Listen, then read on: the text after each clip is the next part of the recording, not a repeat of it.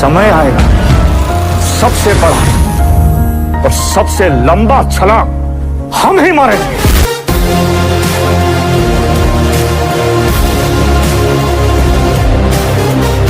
Welcome guys, एक नई video में आपका स्वागत है। इसमें यूनिट 4 और यूनिट 5 दोनों यूनिट कवर कर दूंगा, उसके इंपॉर्टेंट क्वेश्चंस तो अच्छे से करके जाना, क्योंकि ये बहुत ही ज़्यादा एक्सपेक्टेड क्वेश्चंस हो सकते हैं। पेपर इजी बनना चाहिए बट मे बी डिफिकल्ट बन जाए, बट कोई बात नहीं, आप ये करके जाओ, इतना है, इनसे आप अच्छे मार्क्स स्कोर कर सकते हो, मोर देन 30 और 40 और 50, ठीक है, इतना रख लो। चलिए, तो इस चैप्टर का नाम है group technology, FMS and robotics, ठीक है।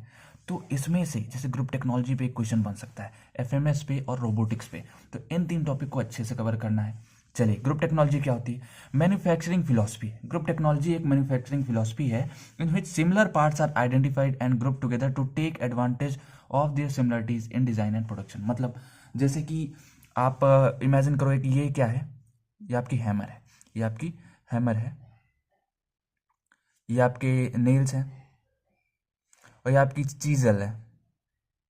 चीजल मतलब अच्छे नहीं होती है, ठीक है। तो अब क्या है, इन तीनों से एक काम, देखो हथौड़ी से आप इसको दीवार में लगाने वाले हो, इससे आप कहीं अगर एक्स्ट्रा पार्ट है तो उसको कट करने वाले हो, ठीक है।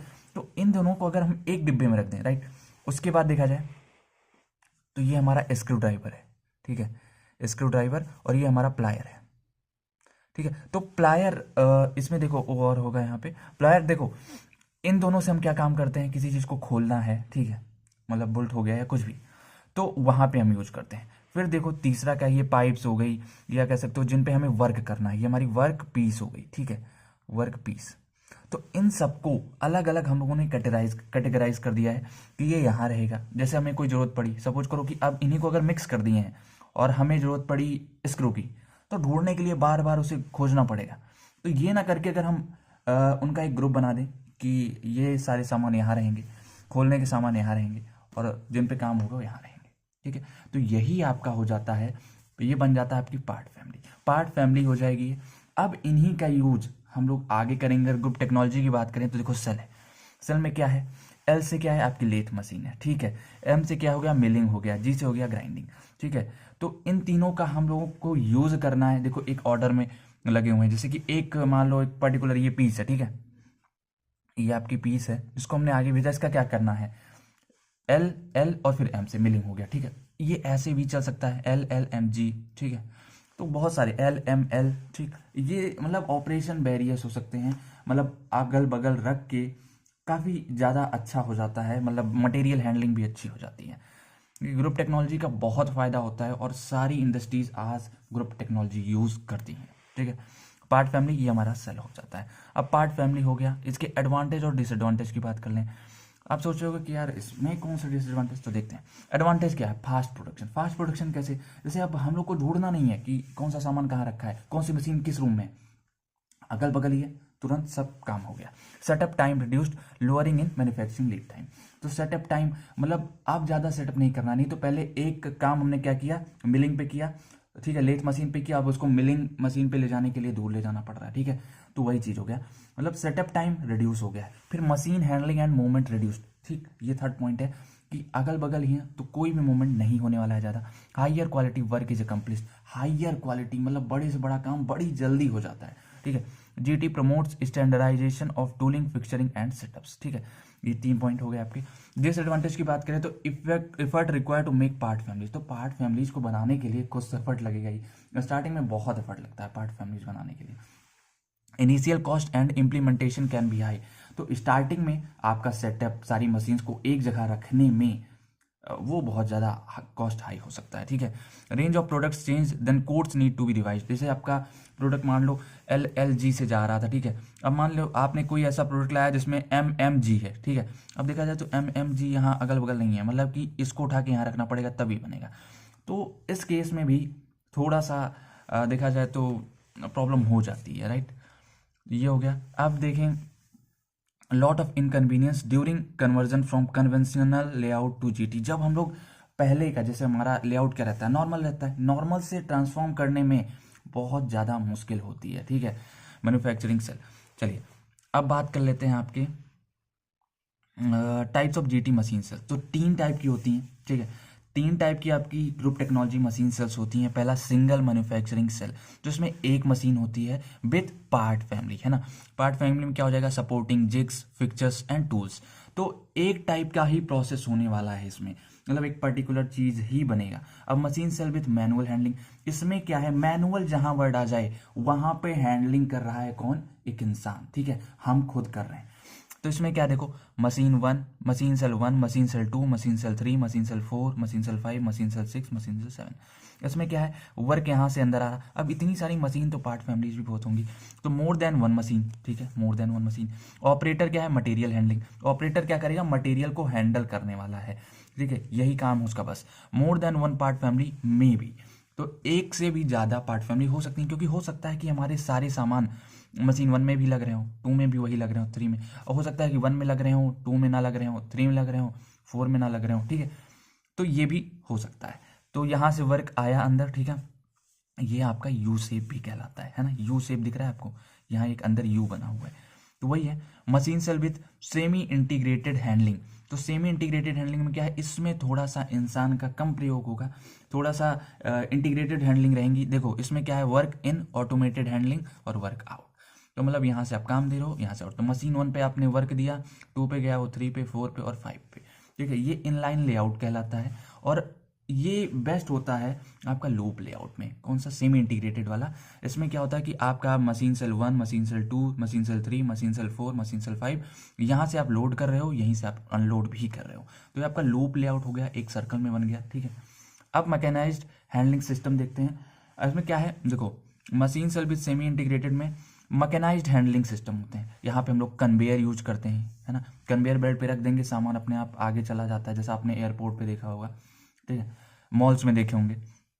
उसके बाद कन्वेयर रोलर्स और belts are use in material handling, all process are managed in sequence wise, एक सीक्वेंस में चलते हैं सारे प्रोसेसेस।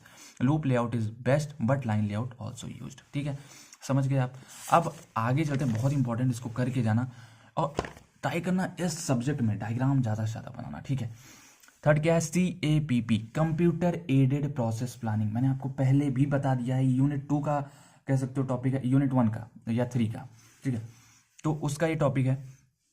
इसमें क्या है, आपका देखो कंप्यूटर एडेड प्रोसेस प्लानिंग, जैसे आपका एक पार्ट है, ठीक है, आपको कुछ भी उस पर क्या करोगे, एक पार्ट है तो सबसे पहले उसे डिजाइनिंग पे ले जाओगे, कंप्यूटर एडेड डिजाइन करोगे, डिजाइन के बाद उसे मैन्युफैक्चरिंग पे ले जाओगे। मगर मैन्युफैक्चरिंग से पहले अगर आप कंप्यूटर एडेड प्रोसेस प्लानिंग का यूज नहीं करोगे तो प्रॉब्लम होगी। जैसे अब CAPP में क्या हो जाएगा, planning, operation sequence, machine control tool, है ना, इन सबको हम लोग बनाएंगे किस पे, रूट शीट पे। एक रूट शीट होगी हमारे पास जिसमें हम ये सब लिखेंगे कि प्लान कैसे करना है, ऑपरेशन सीक्वेंस क्या रहेगा, मशीन कंट्रोल टूल क्या रहेगा, फिर हम कैम में भेजेंगे, तो कैम से हमारा वर्क बाहर आएगा। ये समझ लेना, ये आएगा तो लिख लेना इसको, ठीक है।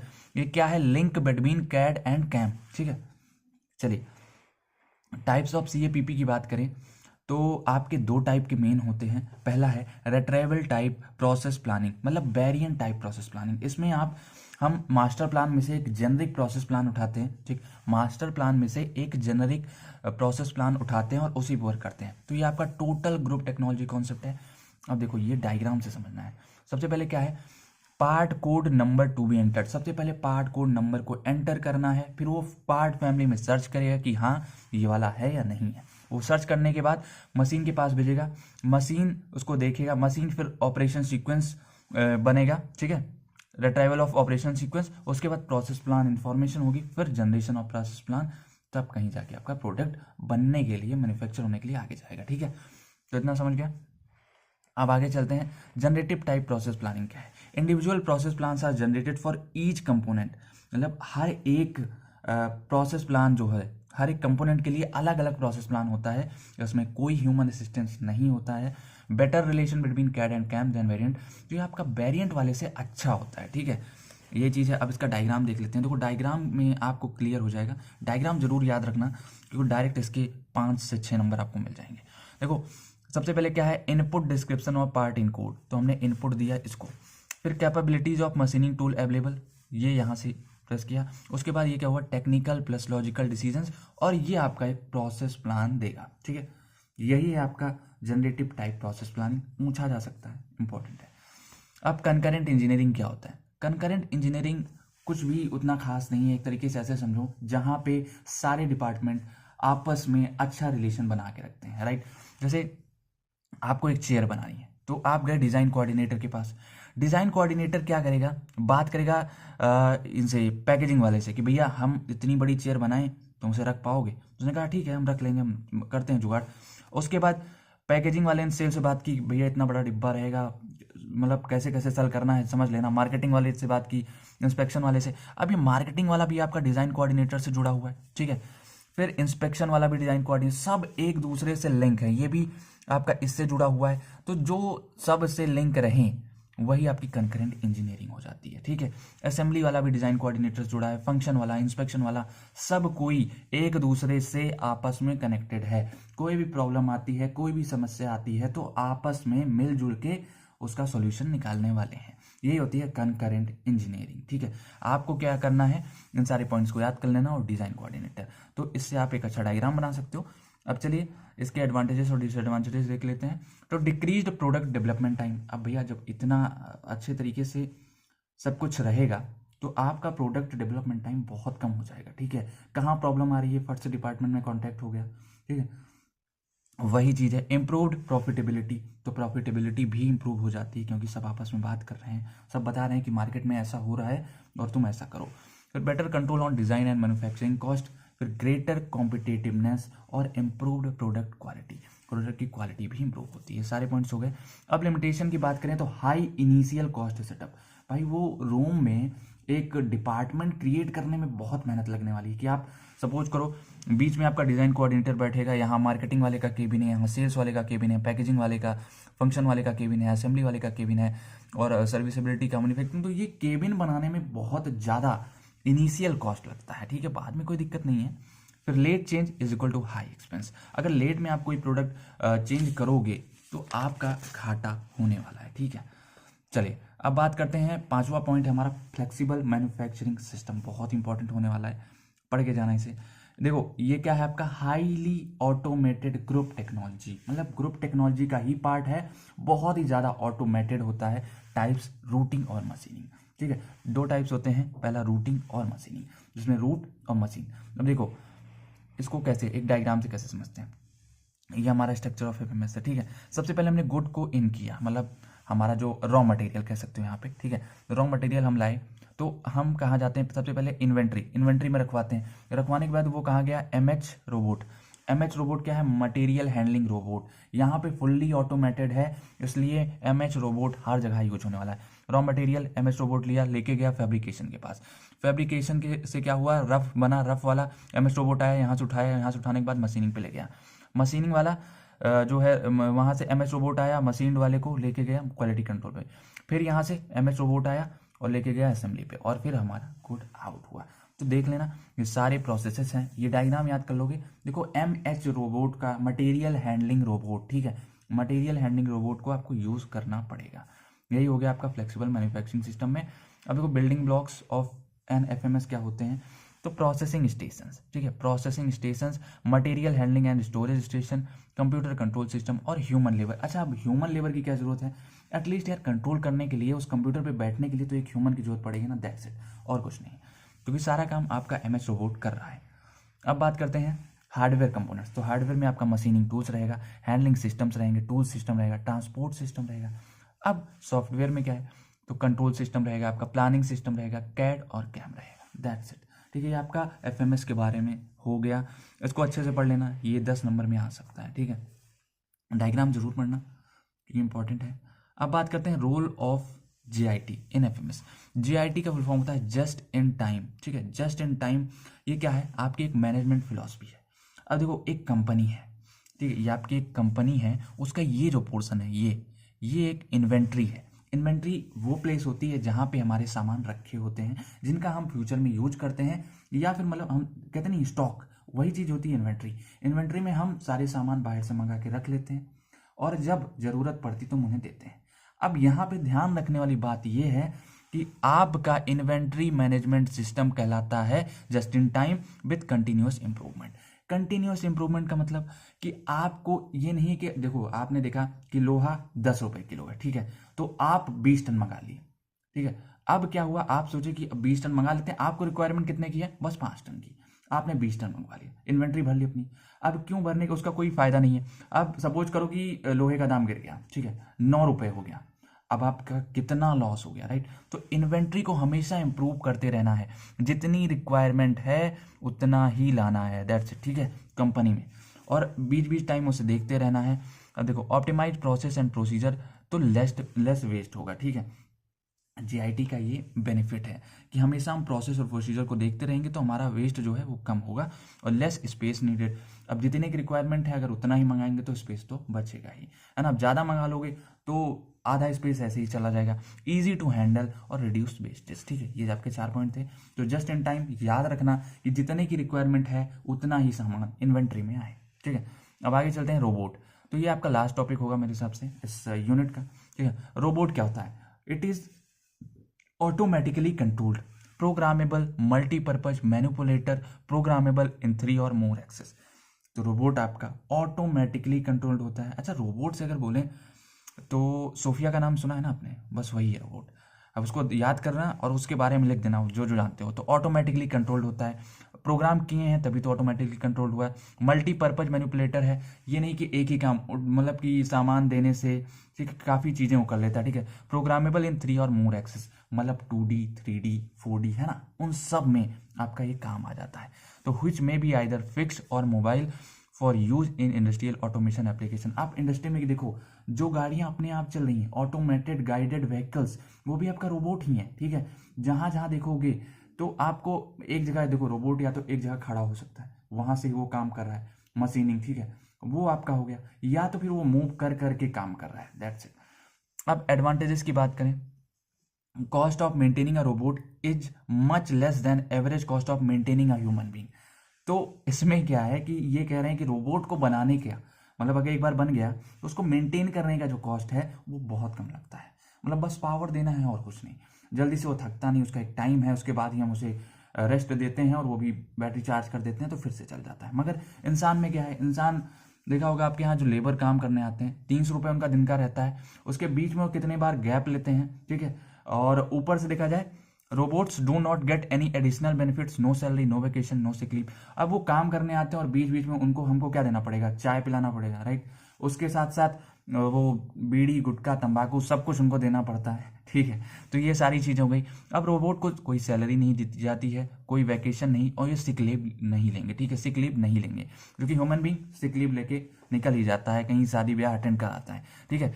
अब लिमिटेशंस की बात करें तो limitation, initial cost very high होता है। भाई रोबोट्स का खर्चा मेंटेन करने में तो नहीं है, मगर खरीदने में 2-3 किडनी बेचनी पड़ जाती है। फिर lack of intelligence, lack of intelligence मतलब देखो एक इंसान है, मान लो कहीं आग लग गई, राइट, तो इंसान क्या करेगा, उसको बुझाने की कोशिश करेगा। मगर रोबोट का काम है कि बस वो अगर मटेरियल हैंडलिंग कर रहा है तो आग लगी है तो उसको कोई मतलब नहीं है, ठीक है, वो जल रहा है जल दे दो, वो अपनी मस्ती में रहेगा, that's it. Job opportunity reduce due to automation, तो भैया इन्होंने इंसानों की जॉब भी खा ली है, तो यही चीज़ है। और इसी के साथ आपका ये चैप्टर खत्म हो जाता है। इसमें से मैं कहूँगा आपको कि 4.20, 22 और 23 क्वेश्चन पढ़ लेना, उसे मैं समझा दे रहा हूँ यहीं पे।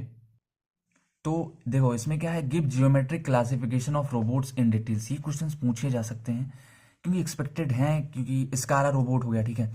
स्कारा का मतलब क्या होता है, सिलेक्टिव कंप्लेंट रोबोट आर्म, ठीक है, ये रोबोट आर्म की हेल्प से काम करेगा। This robot is specially design for assembly automation and uses 4 axis of motion, each axis is driven by a servo motor, ठीक है।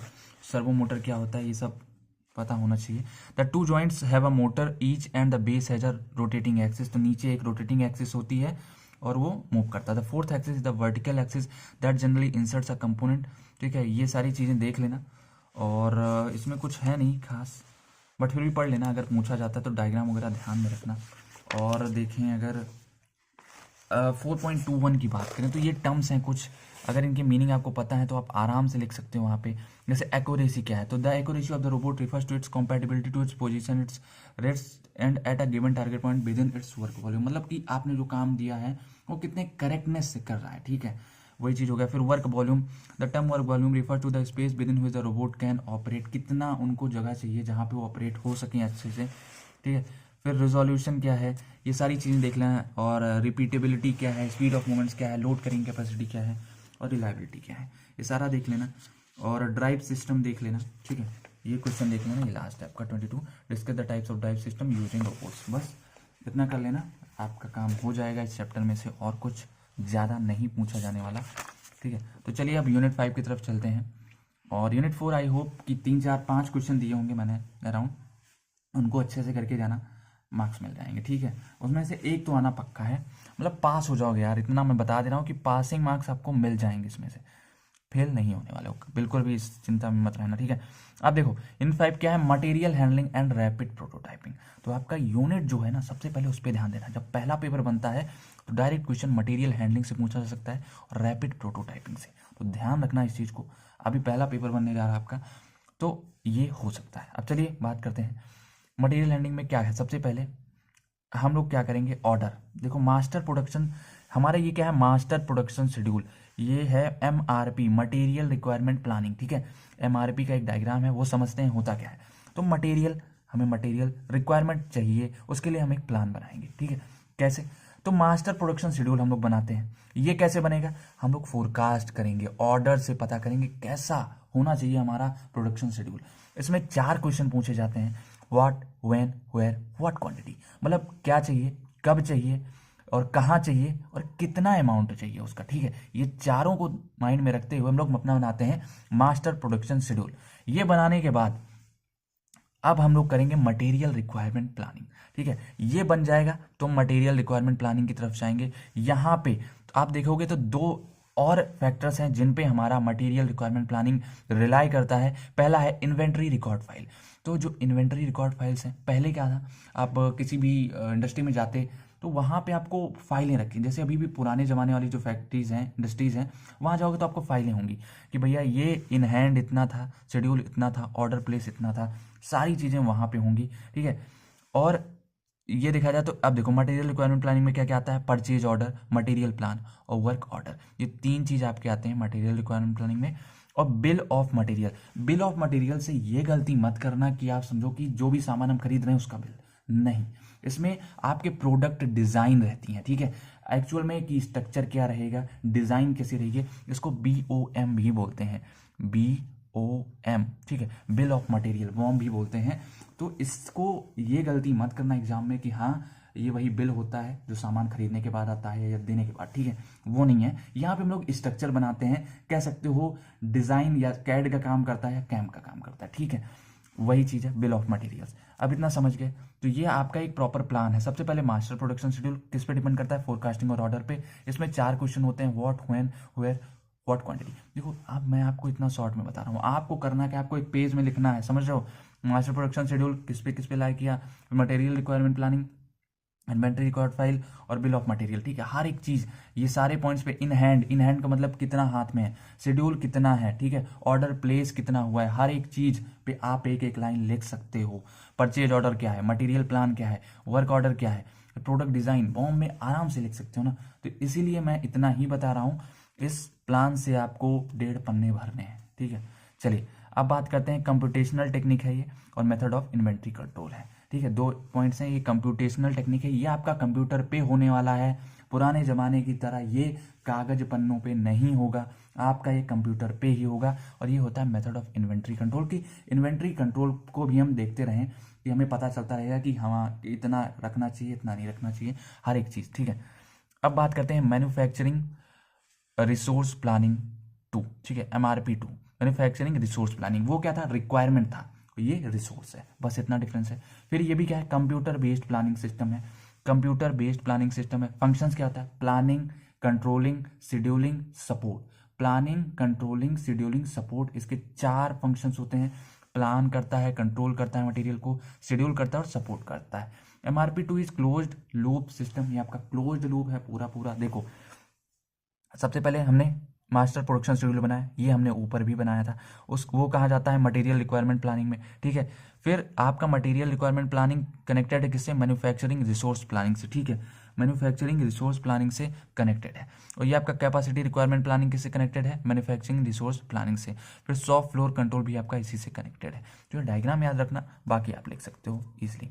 तो MRP2 is better than MRP, ये आपका बेटर है MRP से, जो आपने ऊपर पढ़ा है, ठीक है। अब आगे बात करते हैं enterprise resource planning. ERP is an business management software which is used to integrate all the business activities in any organization। तो ये एक बिजनेस मैनेजमेंट सॉफ्टवेयर है जो कि हर एक ऑर्गेनाइजेशन में आजकल यूज किया जाता है, ताकि बिजनेस एक्टिविटीज को इंटीग्रेट कर सके, मतलब कि सारी चीजें एक जगह रख के उनको एनालाइज किया जा सके। कैसे, देखो फंक्शन क्या है, sales, marketing, purchasing, design, production, distribution, finance, human resources, सबको कलेक्टिवली हम एक ही डेटा में रखेंगे। वहां से हमें पता चलेगा कि अच्छा ये चीज आप करनी है, राइट। अब ERP operates on company wide basis, तो कंपनी के बेसिस पे ही ERP ऑपरेट करता है। एंटरप्राइज रिसोर्स प्लानिंग नाम है इसका, ओके। फोर्थ में देखो ERP क्या है, ERP आपका MRP से कनेक्टेड है, ठीक है। मटेरियल रिक्वायरमेंट प्लानिंग, ठीक है। फिर प्रोजेक्ट मैनेजमेंट से ये कनेक्टेड है। फिर कस्टमर रिलेशनशिप मैनेजमेंट से कनेक्टेड है, फाइनेंशियल मैनेजमेंट से, और सप्लाई चेन मैनेजमेंट से, ह्यूमन रिसोर्स मैनेजमेंट से, और इंजीनियरिंग डेटा मैनेजमेंट से। ये आप यहाँ भी बना सकते हो और इसको डायरेक्ट कनेक्ट कर सकते हो, डायरेक्ट ही कनेक्ट है, ठीक है। नीचे से तार गया है उसका, समझ लो। ये हो गया, ये सारी चीजें हो गई आपकी ERP में। तो डायग्राम जरूर याद रखना, ऊपर वाला आप आराम से लिख सकते हो, ठीक है। कैपेसिटी प्लानिंग की बात करते हैं। देखो कैपेसिटी प्लानिंग नाम से क्या लग रहा है कि कितनी कैपेसिटी में प्लान करनी है, मतलब कितना प्लानिंग में अमाउंट मैटर करने वाला है, व्हाट अमाउंट, व्हाट क्वांटिटी। देखो सबसे पहले हम लोग क्या करते हैं, मास्टर प्रोडक्शन शेड्यूल, ठीक है। मास्टर प्रोडक्शन शेड्यूल ये आपका डायरेक्ट लिंक है कैपेसिटी प्लानिंग से, ठीक है। कैपेसिटी प्लानिंग रफ कट, और ये रिसोर्स है, और ये एग्रीगेट प्रोडक्शन शेड्यूल है, और यहाँ पे मटेरियल रिक्वायरमेंट प्लानिंग है। MRP है, ये MPS है, मास्टर प्रोडक्शन शेड्यूल, और ये एग्रीगेट प्रोडक्शन शेड्यूल। तो ये आपका सब एक दूसरे से कनेक्टेड है। ये डायग्राम जरूर याद रखना है। कैपेसिटी रिसोर्स प्लानिंग यहाँ डायरेक्ट आके कनेक्ट हो रहा है, तो आपका काम हो जाएगा कैपेसिटी प्लानिंग से। अब देखो इसमें मैंने कुछ पॉइंट्स लिखे हैं। Determines what labours and equipment resources are required. तो कैपेसिटी सबसे ज़्यादा देखें किस पे फोकस्ड है, तो व्हाट क्वांटिटी, मतलब what labour and equipment resources are required, मतलब कितने लेबर चाहिए, कितना हमें काम के लिए इक्विपमेंट चाहिए, ठीक है। Identifies limitation of available production resources, मतलब लिमिटेशन भी बताता है कि इतना प्रोडक्शन है हमारे पास, ये कितने दिन तक चलने वाला है, ठीक है। और to meet the current and future level of requirement at minimal wastage, तो हमारे फ्यूचर में भी हेल्प करेगा और बहुत ही कम वेस्ट होने वाला है, ठीक है। फिर कैपेसिटी क्या हो जाएगा, देखो ये फॉर्मूला है, नंबर ऑफ वर्कर्स और machine cell into number of shifts into utilisation into efficiency, आपका निकालेगा कैपेसिटी। तो ये लिख दोगे तो मार्क्स मिल जाएंगे अच्छे वाले। अब मटेरियल हैंडलिंग की बात करते हैं, बहुत इंपॉर्टेंट टॉपिक होने वाला है, एक क्वेश्चन बन सकता है इससे। तो मटेरियल हैंडलिंग क्या है, मटेरियल हैंडलिंग आपका मूवमेंट, स्टोरेज और पैकेजिंग, तीन चीजों से बनके मतलब मिलके बनता है। मतलब movement of material, storage of material, packaging of material. तो the movement of material and storage of material at minimum cost and with minimum efforts, मतलब मटेरियल का मूवमेंट और स्टोरेज कम से कम दाम में और कम से कम काम में, ठीक है। कम से कम दाम में और कम से कम काम में, वही आपका कहलाता है मटेरियल हैंडलिंग। अब प्रिंसिपल्स क्या होते हैं, देखो planning, space utilisation, gravity, automation. Planning करना है आपको मटेरियल हैंडलिंग में, स्पेस यूटिलाइज करना है। ग्रेविटी का कैसे यूज करता है, देखो ये आपके प्रिंसिपल्स हैं। ग्रेविटी का कैसे कि अगर ऊपर से कोई सामान नीचे लाना है, ठीक है, तो वहां पे ग्रेविटी का यूज करेगा। और ऊपर ले जाना है तो उसमें भी ग्रेविटी को देखेगा कि कहाँ कम से कम लग पाए, कितना कम एफर्ट, मगर वो 9.8 सबके लिए, ठीक है। तो वो भी ग्रेविटी को ध्यान रखते हुए ग्रेविटी का यूज करना है उनको, मतलब ये नहीं कि ग्रेविटी के अपोज में कुछ ज़्यादा काम कर रहे हैं, ठीक है। और ऑटोमेशन, तो और जैसे ग्रेविटी का यूज आप समझ सकते हो कि आपको एक रोलर्स दे दिए जाते हैं, ठीक है। अब सीढ़ियों की बजाय आपको एक वो दे दिया जाए कि यहाँ से स्लाइड यहाँ पे रखो, सामान नीचे आ जाए, तो ग्रेविटी वहाँ पे यूज हो गई। अब ऑटोमेशन आपका फुल्ली ऑटोमेटेड रखेंगे, दैट इज। अब टाइप्स ऑफ मटेरियल हैंडलिंग, तो दो टाइप की आपकी मटेरियल हैंडलिंग होती है। पहली मैनुअल हैंडलिंग, मैनुअल से आप क्या समझते हो, हम खुद कर रहे हैं, इंसान का इन्वॉल्वमेंट है उसमें, ठीक है।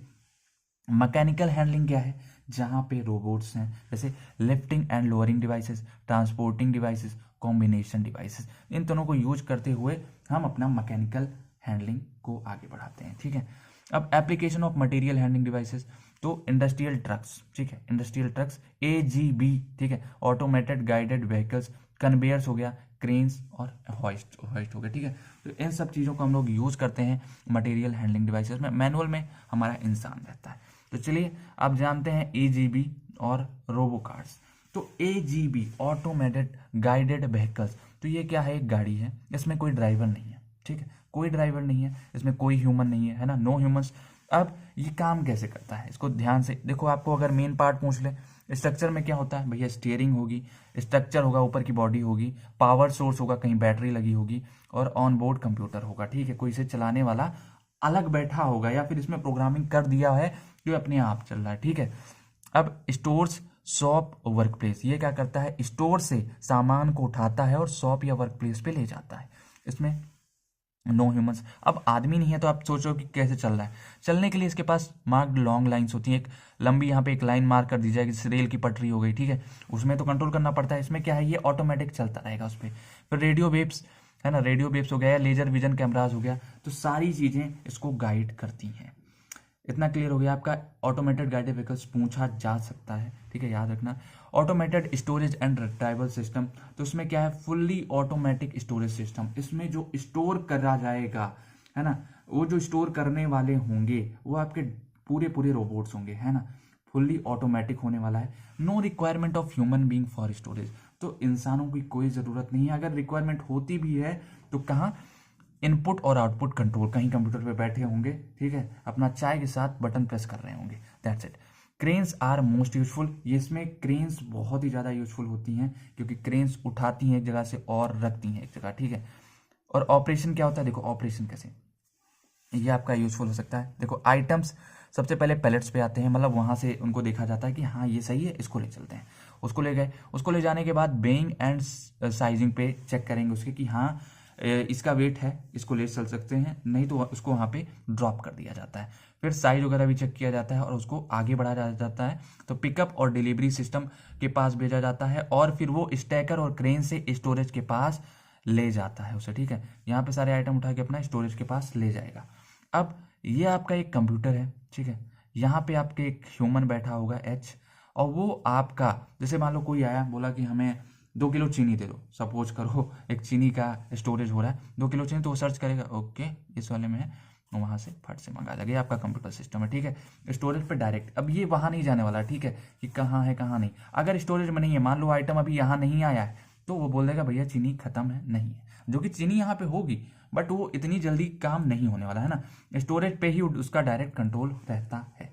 चलिए अब आगे चलते हैं। बेनिफिट्स क्या होते हैं, बेटर स्पेस यूटिलाइजेशन। अब स्टोरेज में देखो जो क्रेन्स रहेंगी वो अच्छे से रखती हैं। जैसे अब हम इंसान अगर मान लो एक सपोज करो बोरी रख रहे हैं लाइन से ऊपर, एक के ऊपर एक के ऊपर एक, तो कहीं ना कहीं देखोगे कि हल्का सा अगर डिस्प्लेस हुआ तो आपकी पूरी जो लाइन आपने खड़ी की है वो नीचे गिर जाएगी, मगर इनके साथ नहीं होता, ये अच्छे से उसको रख देते हैं। और लेस डायरेक्ट और इनडायरेक्ट लेबर, तो डायरेक्ट इनडायरेक्ट लेबर को हटा देते हैं, और लेस एनर्जी कंजम्पशन, कम एनर्जी लेते हैं, और बेटर मैनेजमेंट कंट्रोल, अच्छे तरीके से उसे मैनेज कर पाते हैं हमारे रोबोट्स। अब स्वार्प हैंडलिंग सिस्टम क्या होता है, involves 3 stage swarf separation and recovery process, ठीक है, to use magnetic separation technology. तो ये क्या होता है, जब आप रख रहे होते तो कुछ डर्ट है ना, या फिर आपका सिस्टम या फिर आपका आइटम लीक कर गया, तो जो ऑयल होते हैं, जो डर्ट जनरेट होती है, वही आपका स्वार्प कहलाता है, और उसको हैंडल करने के लिए जो सिस्टम हमारे पास है वही हमारा स्वार्प हैंडलिंग सिस्टम है, राइट। अब देखो क्या है, swarf handle major quantum of dirt generated in the process. जो बहुत ज़्यादा डर्ट होती है, प्रोड्यूस होती है, तो उसको साफ करने के लिए ये मैग्नेटिक सेपरेशन टेक्नोलॉजी का यूज करते हैं, ठीक है। 3 stage swarf separation technology use करते हैं, जिसमें से 2 आपकी मैग्नेटिक सेपरेशन टेक्नोलॉजी होती है। अब कन्वेयर बेल्ट की बात करें तो कन्वेयर बेल्ट आपका वही होता है जो मॉल्स में लगे होते हैं, ठीक है, जो वहाँ पे आप यहाँ पे सामान रखोगे तो वहाँ जाके स्कैन होके वो यहाँ पे निकलता है, ठीक है, तो वही चीज़ आपका कन्वेयर बेल्ट। तो कन्वेयर बेल्ट पे मान लो अगर कोई सामान आपने रखा और वो लीक कर गया, तो उसको भी ऑयल रिक्लेमेशन एंड डिस्पोजल करते हैं हमारे स्वार्प। तो इसको पढ़ने के लिए आप 5.15 क्वेश्चन पढ़ लेना, आपका नॉलेज इससे बूस्ट हो जाएगा, ठीक है। अब चलते हैं आगे। देखो रैपिड प्रोटोटाइपिंग, जो कि बहुत ही ज़्यादा इंपॉर्टेंट होने वाला है इस चैप्टर में से। ठीक है, मुझे तो लग रहा है क्वेश्चन आपका आना चाहिए इसमें से। ठीक है, रैपिड प्रोटोटाइपिंग से आप क्या समझते हैं? रैपिड मतलब फास्ट, ठीक है, रैपिड मतलब फास्ट, और प्रोटोटाइपिंग मतलब डुप्लीकेट कॉपी और स्मॉल मॉडल। ठीक है, तो कितनी जल्दी हम एक सामान का डुप्लीकेट बना लेते हैं, मतलब कि डुप्लीकेट का कह सकते हो कि एक्चुअल में देखो, हमने एक सोचा कि हम एक डिवाइस बनाते हैं जो 5 किलो सामान वो उठा सके। ठीक है, हमने एक मान लो एक बनाया डिवाइस कि वो 5 किलो सामान उठा सके, हमने सोचा माइंड में। ठीक है, अब उसको एक्चुअल में एग्जीक्यूट करने के लिए हम प्रोटोटाइपिंग की हेल्प लेते हैं।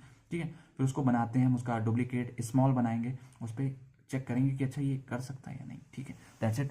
अब आइए इसकी पूरी प्रोसेस समझते हैं। सबसे पहले मान लो एक प्रोडक्ट है, ये हमारा एक प्रोडक्ट है, कुछ डायमेंशंस इसके, और इसको हम लोग CAD design, CAD design product, हमने कंप्यूटर एडेड डिज़ाइन में इसका कंप्यूटर कैड प्रोडक्ट का एक डिज़ाइन बनाया। ठीक है, डिज़ाइन को हमने आगे ट्रांसफॉर्म किया, या कह सकते हो कि आगे बढ़ाया कहाँ?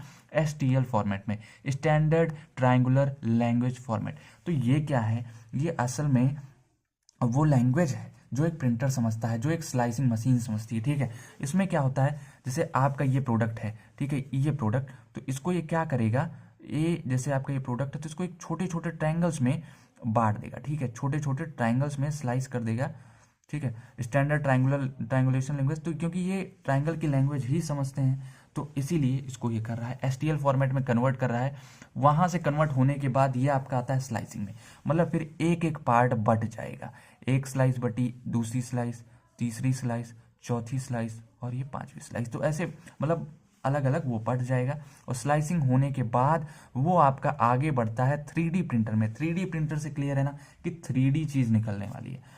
तो 3D प्रिंटर में क्या होता है, ये आपका 3D प्रिंटर का हेड है। ठीक है, ये हेड है आपका, ये स्प्रे करेगा प्रोटोटाइप के ऊपर, मतलब ये आपका प्रोटोटाइप है, मतलब कि क्या हुआ, यहाँ से आपने इसने स्लाइसिंग उठाई, अब ये स्प्रे करना स्टार्ट किया, जो प्रोडक्ट यहाँ आपने बनाया है उसी को बनाने की कोशिश कर रहा है। पहली स्लाइस फेंका, दूसरी, तीसरी, चौथी, पांचवी, थोड़ा सा ह्यूमिडिटी, थोड़ा सा गीला रह जाता है, तो उसके लिए हम लोग क्या लगाते हैं, UV लेज़र या CO2 लेज़र।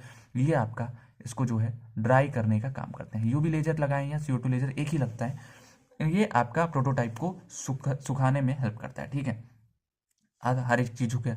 सपोज करो कि आपने बनाया प्रोटोटाइप, आपका यहाँ था प्रोडक्ट, और इसी प्रोटोटाइप में हल्का सा है ना स्प्रे ज़्यादा हो गया और ये बढ़ गया। ठीक है, अब इसको सही करोगे आप क्या वापस जाके? नहीं, इसको सही करने के लिए हम इसको आगे ट्रांसफॉर्म करते हैं, किस में?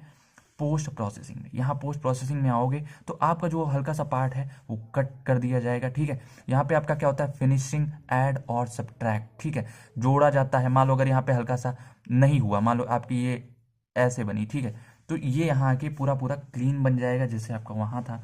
ठीक है, थोड़ा सा फिनिशिंग के लिए ऐड भी किया जाता है, सब्ट्रैक्ट भी किया जाता है।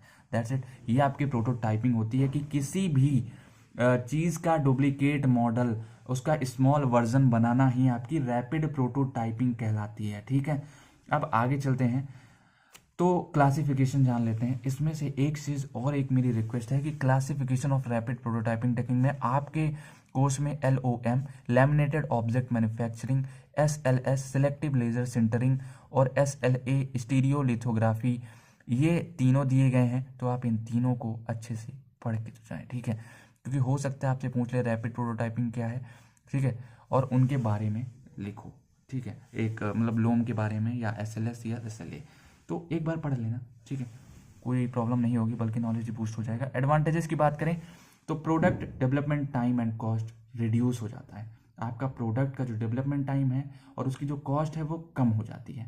इम्प्रूव्ड कम्युनिकेशन हमारा अच्छा हो जाता है, और डिसीजन मेकिंग प्रोसेस एक्यूरेट हो जाती है। राइट, जो डिसीजन मेकिंग प्रोसेस रहती है, जब एक्चुअल में वो सामान बाहर है, हमारे सामने है, तो उस पर डिसीजन कर पाना बहुत ईजी हो जाता है और सही रहता है। रिड्यूसिंग प्रोटोटाइप क्या है, development type, design cycle short कर देता है। ठीक है, बस इतना था आपका इसमें। और डिसएडवांटेजेस और एप्लीकेशंस तो अप्रॉक्स सेम रहते हैं। इनिशियल कॉस्ट हाई होती है, बिल मटेरियल लिमिटेड होता है। ठीक है, यही हो गया। एप्लीकेशंस की बात करें तो ट्राइंग न्यू डिज़ाइंस कॉन्सेप्ट, तो इसमें आप ट्राई कर सकते हो नए नए डिज़ाइंस को। फिर कंडक्टिंग मार्केट टेस्ट इवेल्युएशन, ठीक है, manufacture many exact copies of models simultaneously. तो ये कुछ आपका यूनिट 4 में से सॉरी यूनिट 5 में से इंपॉर्टेंट क्वेश्चंस थे, इन सबको करके जाओ। साथ ही साथ इन चारों में जितने क्वेश्चंस मैंने बताए हैं सबको कर लेना, सारा मत पढ़ना, बट जितना बताया है उतना करके जाना। जो आपका चैप्टर है उसको थोड़ा सा ध्यान से पढ़ना, मतलब जो हेडिंग है मटेरियल हैंडलिंग है तो मटेरियल हैंडलिंग के बारे में पूरा अच्छे से आना चाहिए। एक क्वेश्चन आपका फिक्स हो सकता है CIM क्या है, ठीक है, क्योंकि पहली बार आपसे डेफिनेशन पूछी जा सकती है, तो CIM अच्छे से पढ़ लेना। बाकी ये यूनिट 4 और यूनिट 5 मैंने कवर कर दी है। अगर इतना करके जाते हो तो यार मेरे हिसाब से 35+ ही मिलेगा, कम नहीं पाने वाले हो, मतलब कम नहीं आने वाला, ठीक है। 35+ आपका फिक्स है, उसके आगे के लिए आपको एक आध चैप्टर पूरे पूरे पढ़ने होंगे। बाकी इतना करके जाते हो तो आप पास हो चुके हो, ठीक है, उसकी गारंटी मैं लेता हूँ। चलिए मिलते हैं आपसे अगली वीडियो में। और आपकी लास्ट वीडियो बची है यूनिट 2, मैं इसकी नोट्स टेलीग्राम पे दे रहा हूँ, जरूर जाके चेक करना। चलिए फिर मिलते हैं आपसे यूनिट 2 के वीडियो में। Bye bye, take care, love you.